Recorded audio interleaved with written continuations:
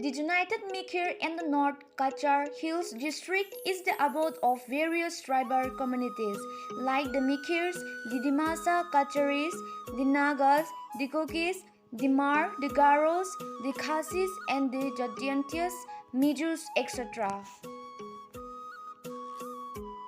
Today, Honorable Chief Executive Member of Karbi Anglong Autonomous Council, Dr. Tuliram Ronghang dreams come true that he would celebrate the Karbi Anglong Day.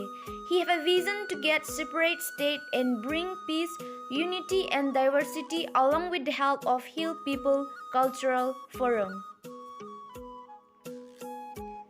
Hill People Cultural Forum HPCF team led by Honorable Chairman Laichen Anglong, the Chief Advisor Dr. Tuliram Ronghang, Honorable CEM Karbi Anglong Autonomous Council, Advisor Honorable MSc Penbiga Rengma, Silver Bay Secretary General Diraj Dipusa were excited to celebrate the glorious day of Karbi Anglong Day, which will be held on 16th and 17th of November 2022 at Taralangso Karbi People Hall.